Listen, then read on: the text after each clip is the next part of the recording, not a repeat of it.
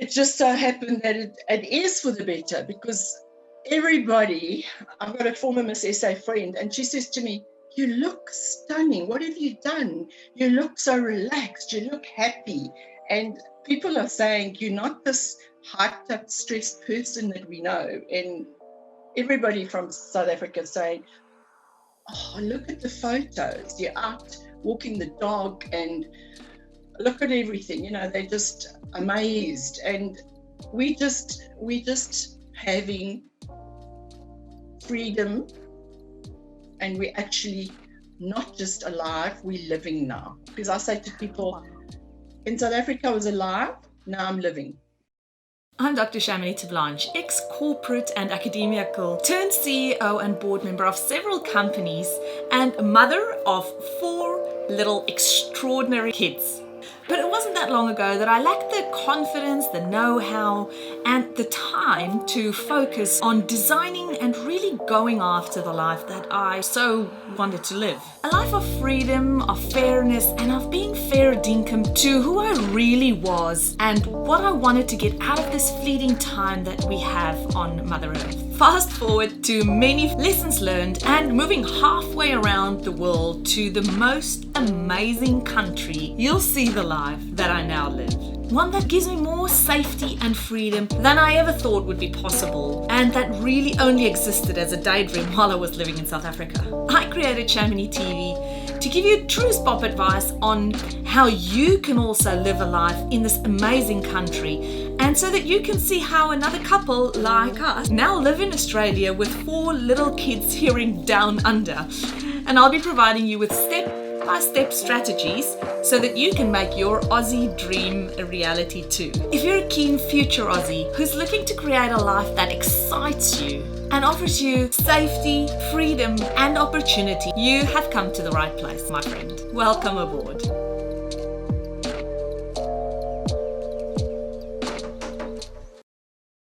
Hi, Hanlery. Thank you so much for joining us today, all the way from beautiful Brisbane. How are you? I'm very well, thank you, Chamonix. It's a lovely day today. It's a bit cloudy, sun's coming out now, but it's really awesome to be in this beautiful Brisbane countryside. And how long have you been in Brisbane for? Well, I would say 6 years, but mine's been commuting. I have an events company in South Africa. What shall I say? Because with COVID, I'm not sure anymore. Everything's grinded to a standstill, and we're on halt. In actual fact, it was 6 years that I commuted and 6 years that hubby stayed. So it was quite tough on us, but we decided, as he said, I'm doing this for the children. We have to get the children out. So that is our goal, and that's the plan going forward, and we're working hard on that. But it's been tough for us because, it's flying here, and I mean, it's a long flight.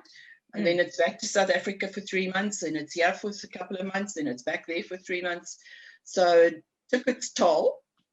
And then COVID forced me to stay since March. It's actually funny because a week before I was going to leave, COVID basically hit big time in Australia, because it was always just everywhere else. And then suddenly they started saying, "Oh, we've got COVID, etc. in Australia." And I had to go, "Whoops, now what?" Oh, wow. So we do our Miss and Mr. Valley at Sun City, and it's been going for 21 years. So I said to my daughter, and my son work for me, well, not working at the moment, but work for me. And I said to her, "So what do we do now?" And she said, "Mom, I don't know, because the Valley says not more than 100 people. And I'm going, "Oh, we normally have 5,000 people at our events. We are going to be the first ones chucked out." So I came up with a very cool initiative saying, we're putting the Miss and Mr. Valley on COVID hold, on lockdown. And I did this whole little thing, and I quickly got it out everywhere on WhatsApp and to all the groups and on the events page, etc. And everybody started commenting saying, "Good idea," because my saying was, "Oh, health comes first. Let's think of safety." And everybody joined in that. The couple did go ahead and have mass gatherings, But as you know, South Africa doesn't really listen. They still have mass gatherings and no masks, etc. So what shall we say? What can you do? Yeah. Just have to keep your distance and try your best. And as I said to the kids, I'm sorry, you've been in 300 and whatever days of lockdown. It's sad, but mentally keep yourself busy. Do puzzles, do noughts and crosses, go back to the old systems, Monopoly, get off the phones and the TikToks and walk around the garden and swim and, you know, because the girls phone and say, we got twin girls as well, my daughter and Tegan and Taylor, and then they go, Granny, it's boring. I go, okay, then chat to me. I'll walk you around our garden, or I'll walk the dog, or I'll do something, and then you walk with me. So that's what I've been doing to sort of get their minds off all of sitting stuck and boring. So they live in your Sun City? No, I used to live 18 kilometers from Sun City. So it was, that's why I started the events there. Also did the mentally disabled day for the golfers for 21 years, fundraiser. And in that we had one of our guys go to Beijing and win the gold medal, because it's not me, it's mentally disabled. So he's slow, but the most brilliant golfer ever. Oh, wow, that's awesome. Love Tom, because he would come to me and say, did you see my medal? And I'd say, yes, Tom, it's great. And he'd come and say, did you see my medal? And, you know, then I'd say to him, Tom, I need you to thank your sponsors. And he would say, I wrote a letter. And I go, okay. And then he would say, and I'd say, but don't start before everybody's seated for the prize giving. And by the time I come around the corner, everybody's clapping. And I'm going, what? He said, I just did my speech. So too cute. Oh, sweet. Oh, sweet. Okay, so you've got, how many children do you have, Hanlery? I have two. I have my son, Gert. He always said to me, Mom, why didn't you go with Donovan? But he says, this Gert, I'm good, I'm Gert, I'm whatever. I said, because I was forced to. I said, your grandpa was a lieutenant general in the army, and I was forced to make you the fifth Gert Johannes Jacobus. You know, he says, oh, this is terrible. He said, you could have just stuck with Donovan. So it's always funny when we call him G, because he's an excellent MC, and he's been on Top Billing and, you know, radio, etc., and Good Morning South Africa, and he's done every single show of mine. Jade and I can tell you.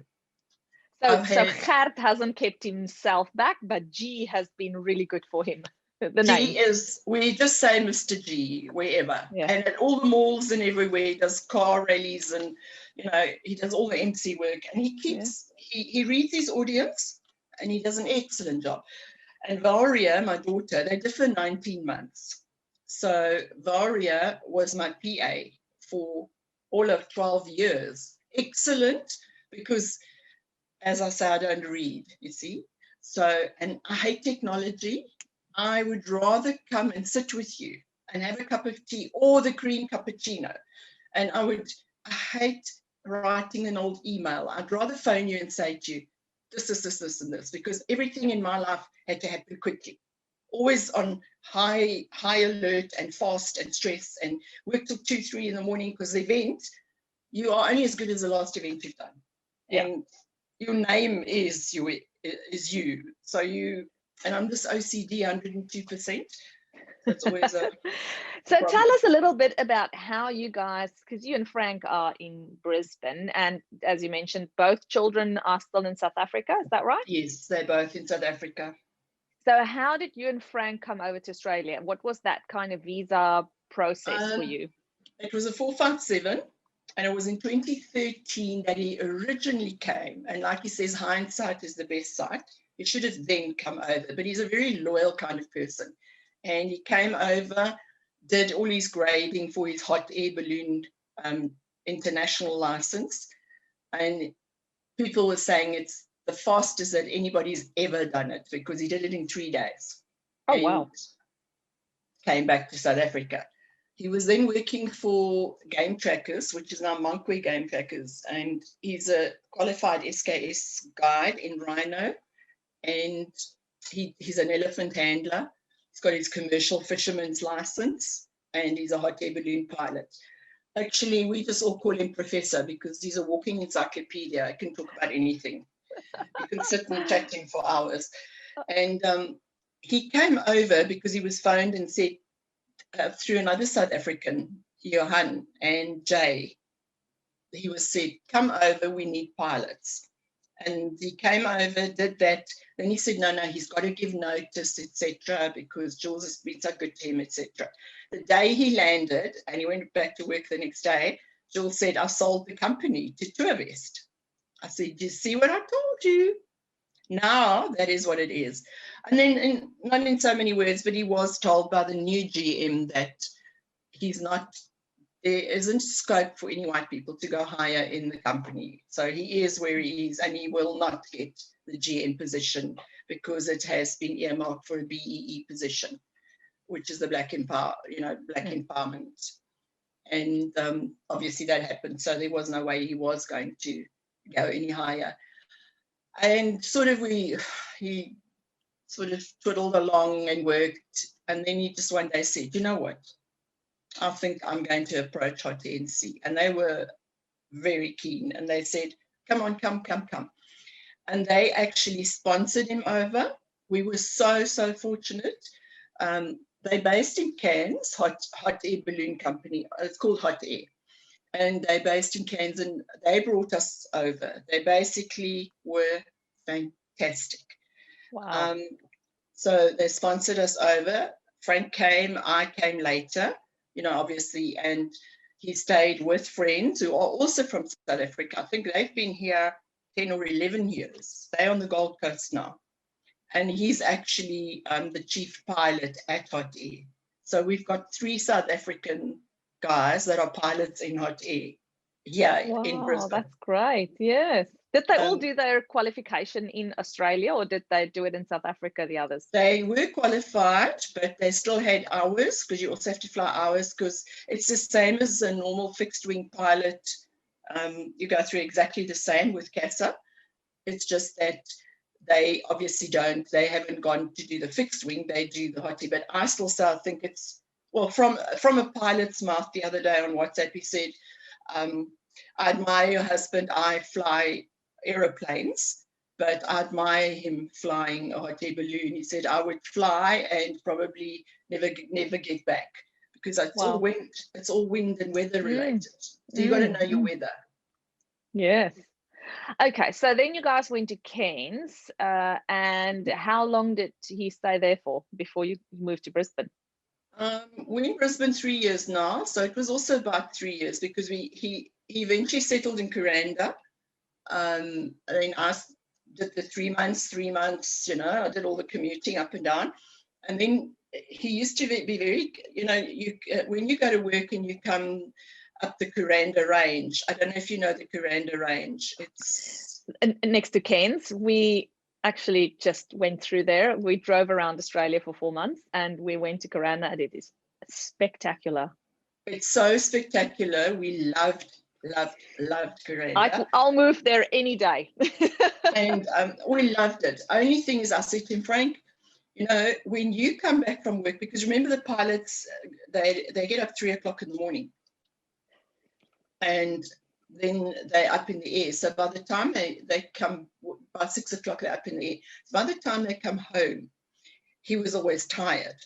And I said to him, I'm so scared you fall asleep while doing this trip. So we actually then moved to Mariba, which everybody said to me, are you mad? Mariba, this is this little glass dorpie which has got nothing. And, you're going to, for you, who's always been a city girl and doing all these events and the glamour and the glitz. And I said, it's one of those things. I'm doing it so that he can pop on his bicycle and go to work. It's 5 minutes and he doesn't fall asleep and die in an accident. That's why I'm doing it. So it was great staying in Mariba. We had a beautiful house, so that made a big difference. It was actually almost a South African house. It was done by Italians, but, it was that was a kind of, and I loved staying there because Kuranda was right there. What was it? Smithfield was right there, and Cairns Central was right there. So to me, going up and down the range was like a holiday. That to me was very nice. And then we moved. Then the boss said to him, and it was an overnight thing. I was in South Africa, and he phoned me, says, okay, Clayton says, make the decision. I want you in Brisbane. I need you in Brisbane as chief maintenance, whatever. And he needs my answer tomorrow. And I said, oh no, I can't think of moving again now. I said, this is too much. I said, from Kuranda to Mariba, we've hardly been here, now to Brisbane. In the end, when I came up, we flew here, and the company paid for everything. We flew to Brisbane and came house hunting. And that was a story. We actually, the day we went back, they phoned and said, there's a house that we can come look at. And we said, oh, we're back, we're on our way back. And the friends of ours that is the chief pilot, his wife, Angie, said, okay, she'll come and look for us. And she came and we spoke about it, and we said, you know what, let's just take it, because we have to move. And we'd already started packing. And we were packing just after Christmas. And the kids were visiting, so they had to help pack. Is that now Christmas just passed, or the Christmas before? This was 6 years ago. Okay. Wow. No, 3 years ago. Sorry, 3 years ago, because we were there for 3 years. So this was 3 years ago. They came here in 2016 or 2017 for Christmas. That was Valeria and the three girls with Tegan, Taylor, and Tanae, the little one. So they came for Christmas. And in July, we had G and Jess and Jordan and Zoe visit. So we actually did her birthday up in Kuranda at the Kuranda station with the koalas, and I had a koala cake made because this child beautiful. Is animal crazy. So we did that. And yes, and then the 457 path sort of shut down. I don't know if you remember what happened there. There was this big thing that, oh no, so we can't come out on the 457 anymore. And we were like, okay, so are we heading back to South Africa? And I said to Frank, you know what? I'm not moving another thing. I'm not going to do anything. I said to him, the day you phone me and say we've got PR, our permanent residence through, is the day I actually pack up and come. And then he was like, oh dear, I don't think this is going to work, because I don't know now if my wife really is going to come to Oz or not. I'm running an events company. I'm running a house on a farm. I'm running a business. I'm running children. And the twins, they're in Rustenburg. So that's 40 k's from where I stayed on the farm, and 18 k's from Sun City. And they're very, very good at everything they do. They excel at netball. They play piano, guitar. They sing in every single choir. And how old are they? They turned 13 last year. They've started high school. They started high school career. But they got full 100% bursary for academics, for sport, and for cultural, because they also do public speaking. And they're 95, 98, right through primary school. Amazing. Taylor was Ducks in 2019 and missed it with 0.6% last year. Wow. So they are achievers, but by saying achievers, guess what? Granny had to pull her weight too, because there's twins. One goes and plays in this town, and this one has to go there. So we had to split. Mom takes one, I take one. And I just walk into B&B or something, and we'd sleep over because I didn't feel like driving 4 o'clock in the morning. Yeah. And we were always the ones following the bus to the State Theatre for all the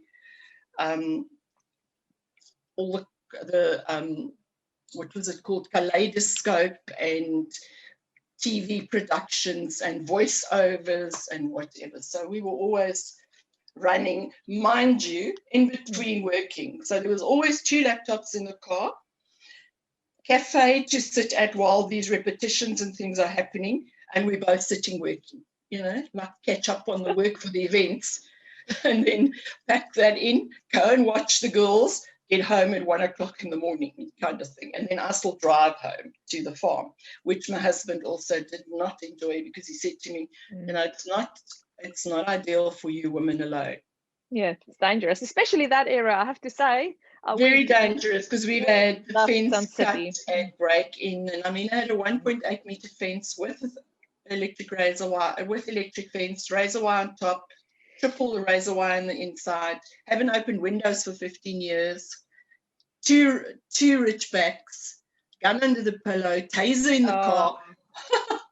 And now it's so funny, because I locked the door, and Frank gets up early in the morning and walks into the glass door because he doesn't lock and I lock. I still lock. I know, it's bizarre, isn't it? He bangs his head every morning.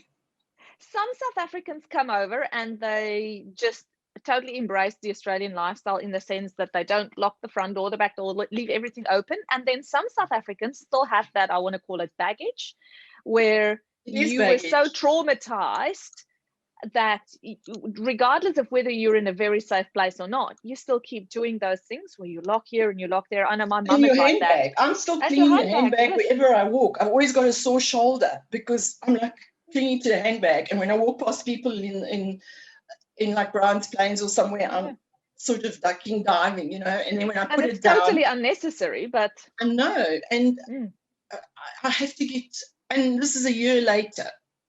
Because even in Italy, I'd leave a raincoat in a store where I've been with the models, and we'd go and sit down and drink something, and I'd say, oh, my raincoat. Oh, I bought it in London, it's gone. And I run back, and it's exactly where I left it. Can you believe it? Amazing. You know how life actually should be. I know, and I come back with a raincoat, and they're all smiling at me as if to say, but what did you expect? And I'm like, well, I didn't think it was going to be there. And it's the same. It's the same here. I've left my reading glasses. I had the reading glasses out, and I was looking at wheelie bins, and I left it on the wheelie bin. And I said to Frank, "Oh no!" And I phoned. I think it was Big W or Kmart, and they came back to me and said, "Oh yes, we've got it." Because I explained exactly where I left it. They came back to me and they said, "Oh, we got it. We'll keep it in the front." And then I'm going, "Okay, amazing." But I'm like, what? Wow. And when I told the family, they're like, serious? Are you serious? And I'm going, I'm serious, really. People don't take other people's things, really.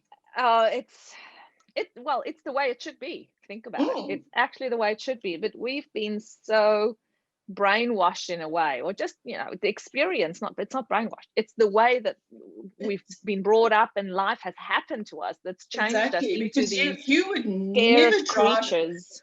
True. And you would never drive your car if you haven't locked it. Never. Oh, yeah. I mean, that's the first thing you do, is you close the gate, lock your car. Well, I stopped stopping at the traffic lights. I just, like in South Africa, I would just start going slower, and then I would keep going. It's like, I did that too. And I said to somebody that was in the traffic department, I said to him, it's too dangerous. I said, we were stopped one night. We had a function at Indaba Hotel, and we were stopped coming from there, and it was 2. And just behind you, the board says, hotspot. What did it say? It said something about a criminal hotspot or something. And we were stopped by police, and I said to my daughter, this time of the morning, and look at what the board says. I said, you know what, I don't think this is kosher. So I let the window down a bit, and I said to him, can you show me your badge, please? I said, because this is a hotspot and for crime. And he looked at me, and he walked around and looked at the license and came back, and I said, are you for real? And he sort of looked at me, and he said, you can go. Because I think he sort of thought, what's wrong with this woman? Because I was like, not trusting. I don't trust you. Well, you still don't know whether he was for real or not. It's true, because it's so scary. And I was ready to put foot. I said to her, you know what, Val? Just brace yourself, because I might just pull off here with one heck of a speed. And we've heard of so many actual terror stories where fake police went into people's homes and then killed them, like the people in the houses. So it's real. I've been in shootings and that, so I can tell you so much. I've missed being killed like this. I think it was just not my time. So tell me now, being in Australia, because you said that COVID has sort of forced you to be here, and I see it in a different way. I see it that it's actually been the best thing for you guys, because if it hadn't been for COVID, it would not have forced you to stay here and sort of settle. That's what everybody's been saying to me. They said, you know what, you would not have made that decision. Finally, you would have still been drifting, because it's there and it's there and it's the children and it's that. And this is the first year we're together for Valentine's, the first year we're together for Christmas, for birthdays. I always had to arrange his birthday and cakes and that in a way, because September was my busiest time. I was doing Eastgate Look of Fashion, Miss Joburg, Mall of the South, teens and kids. I did about 20 events a year. And I was very, very hectic. That's why it didn't matter that Australia is 8 hours ahead, because I was still working that time of the morning. So I could speak to Frank when he got up at 3 o'clock, because I'm still busy. And it just so happened that it is for the better, because everybody, I've got a former Miss SA friend, and she says to me, you look stunning. What have you done? You look so relaxed. You look happy. And people are saying, you're not this hyped up, stressed person that we know. And everybody from South Africa saying, oh, look at the photos. You're out walking the dog and look at everything. You know, they're just amazed. And we just having freedom, and we're actually not just alive, we're living now. Because I say to people, in South Africa I was alive, now I'm living. That is awesome. That is just such good things to hear. And that's, you know, I'm sure to you it feels like it's been worth all the, I want to say stress you know before, what but I said to the kids last night, I said, you know what, Grandpa and I we have given up 6 years of not being together and living in a life apart with a load of stress. We've given all of that up to get you guys over. So now it's pray and stay positive, which is my motto. We will get you here, by hook or by crook. Well, that's the attitude. I always say, where there's a will, there's a way. You know, there will be. And in the end, I mean, we got here on a 186, because then we want a bridging visa, then this wasn't going to go through. And then the next thing, in November 2019, we got permanent residency, and Frank has now applied for citizenship, because he says, you know, South Africa is no longer my home. He says it was. He said, and like we say, look, South Africa is a beautiful country, but we've got no future. We just have no future. Australia is similarly beautiful. It's got their different beauties. And so, yes, South Africa is beautiful, but it doesn't mean that you can't have another chapter. So that was that chapter. That's not exactly the chapter. No, this is the new start, and this will be the end as well. And all I'm absolutely aspiring is getting my children here, because they cannot live in the crime and in the situation that South Africa is in.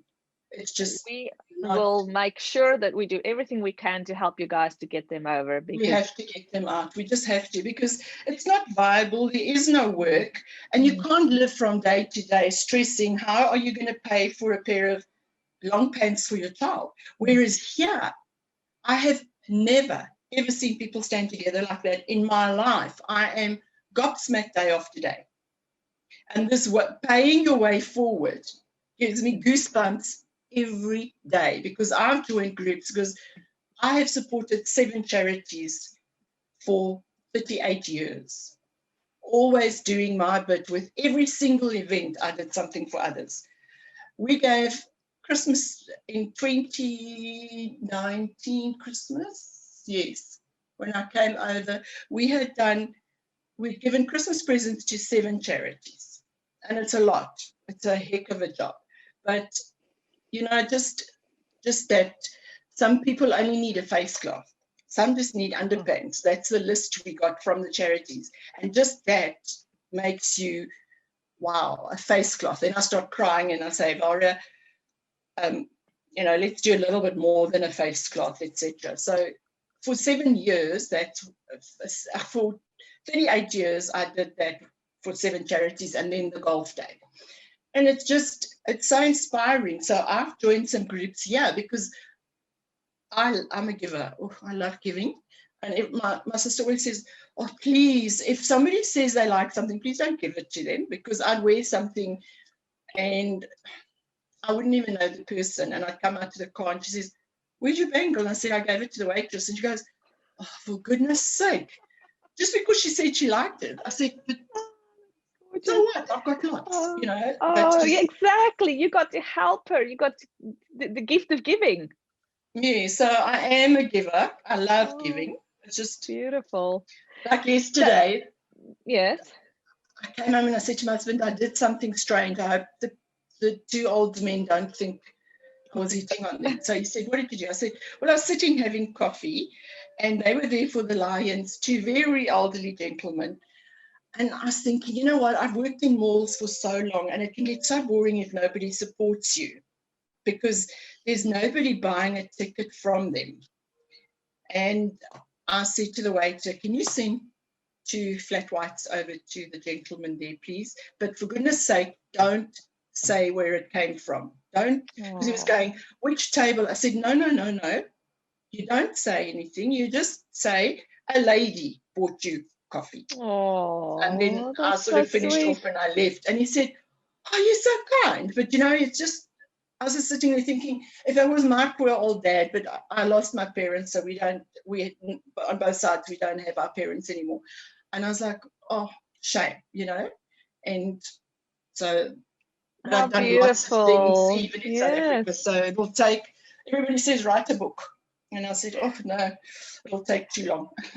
Tell me about your Australian venture now. Have you started working again? Are you considering doing another events company here? What's the future for Hanlery? To do that, and I've seen huge opportunities. I've seen that they don't have flash and freeze mobs like we started from New York.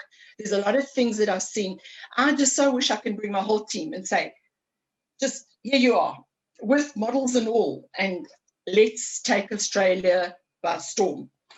But I've done the first fashion show. I'll tell you what happened. I've met the most fantastic lady. And I just said to Frank, every time we went to Mount Tamborine, I love Mount Tamborine. It's just gorgeous with a gallery walk. So I love it. That to me is total holiday.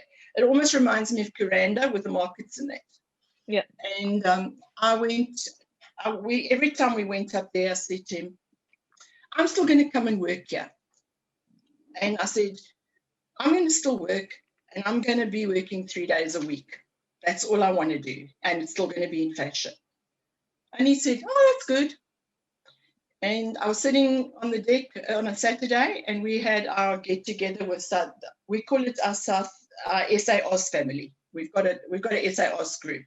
So the pilots and the wives and the kids, we get together ever so often. We get together just before Christmas and we get together for this and we get together for the dog's birthday, etc. Because we've got foster dog, foster bird, etc. So and we were sitting and my phone rang. I didn't know the number and I said hello and it was Narelle and she said, hi Hanlery, would you still like to work? And I said, yes, please. And she said, it was just 1 day a week. I said, oh, awesome.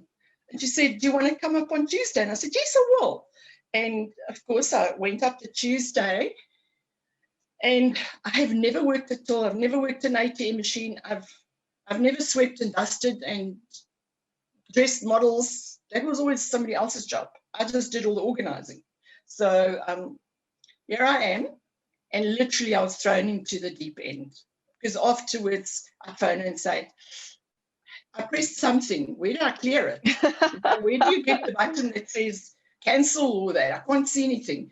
And then she'd say, oh, my darling, we threw you in the deep end. We haven't even done proper training.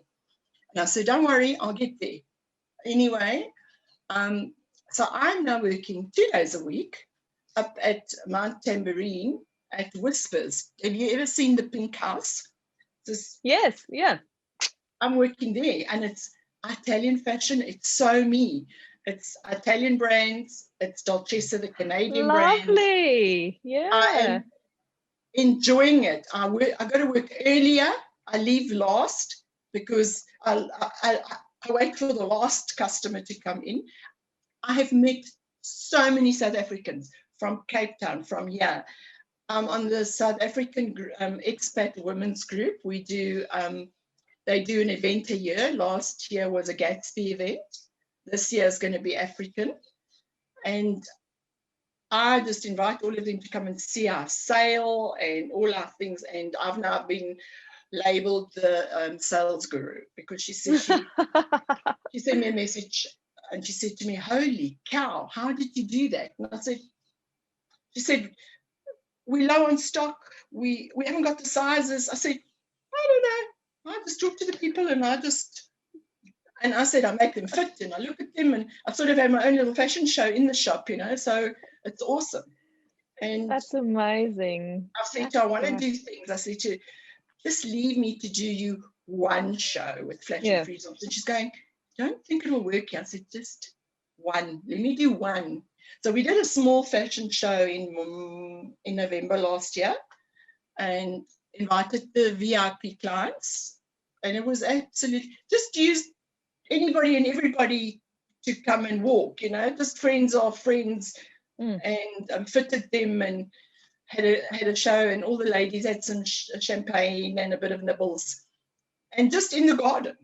So it was really very nice. So I even walked. I hadn't walked for years, so I walked in the show. I sorted the ladies out because everyone said, "What do we do?" And okay, you go. "Oh, okay, you're still dressing. Let me put something on and run," and that kind of thing. So I sort of doubled up. And Narelle was talking to her saying, "God, it can't be the end of the show because she's out already with that outfit." And I said, "No," and I shook my head at her. And then afterwards she said, "Oh, were the others still dressing?" I said, "Yes, they were accessorizing still and they were a bit slow. So I just grabbed some outfits off the rail and I just folded in." So I'm backing my husband's very excited. Frank says, "Thank God you're doing something. I knew you wouldn't be sitting still, but you won't believe what Australia's done to me. I can knit. I knitted Santas. I haven't finished the jersey. I can wash and clean and iron." Wow, yes, that says a lot for a South African woman. Yeah, which has never done anything like that. I've always had a Pepe and I've always had a Victor. I've done some gardening, that's hard going. I have planted veggies. I've planted flowers. I've got cosmos growing. I've got my first 2 cosmos flowers up. So I'm very excited, and the going out and not locking the gate and leaving things open and the freedom. It's just, it actually makes you sort of, and my family don't believe everything I tell them. I have to send photos because it's like, guys, it's truly, what I did yesterday? I took photos of the Curb collection because I said to them, "Look what people put out." And they're like, "What?" I said, "Believe it or not." And I've even sent them notes and showed them about how the Australians help each other. Now before Christmas, how many people on the group Got Your Back Gold Coast has helped others? Amazing, amazing things. Yeah, so no, it's a very warm and I would say fuzzy, not fuzzy, but like a helping community. And they've got something here called mateship, which is it's something that's really true blue Aussie, where it's what you're saying now. Somebody has got your back. You'll always be okay. You'll always be cared for, which I love. It's just something that you don't see in South Africa. You've only got your friends that's got your back. Yeah, here it's anybody and everybody reach out. You've only got your friends and your family, and there's a few of us that would try your best to help other people. But everybody here, we've got pensioner lady and gent across the road, and they used to bring Frank a plate of food while I wasn't here, and things like that. So we obviously regularly, I take things across regularly. I'd make South African marshmallow tart and cut them each a slice and put it in and take it across regularly. And then I'd try something else and I'd take it across.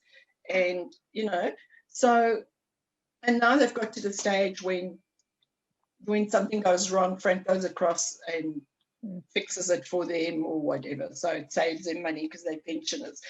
And they just... Exactly. But it's like a community should be. People should be reaching out and helping each other. It's a village, it's everybody standing together.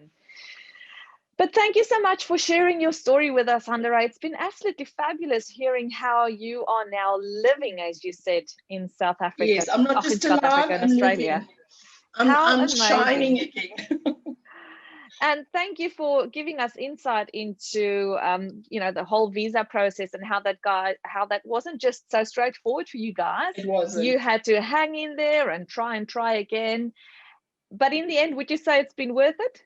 Absolutely. We really thought at the stage we're going to have to go back to South Africa. It was really sort of, okay, I'm not packing anything. I'm just staying put.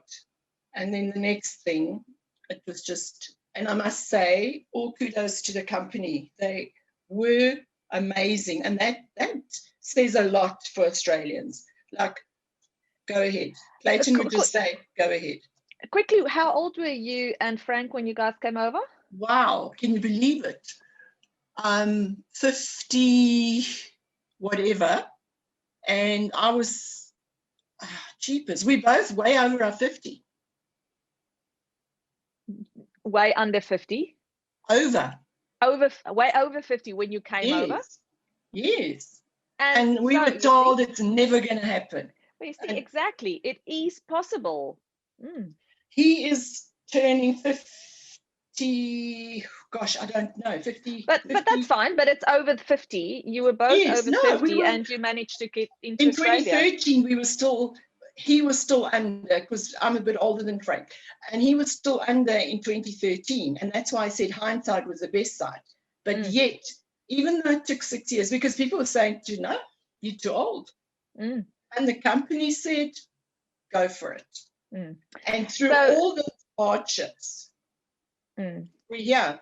Yeah, that's incredible. So we're absolutely delighted to have you in Australia, and Australia is, I'm sure, delighted to have a beautiful personality like you in the community. Hanlery, thank you so much for bringing that joy and that friendliness and bubbliness of your personality to other people's lives every day. And thank you for sharing it with our viewers, because it's, you've been through things that other people are yet to experience, and just by hearing it from somebody else like yourself makes it that little bit less daunting for other people to consider making the move. Absolutely. And you know what I'd say to people?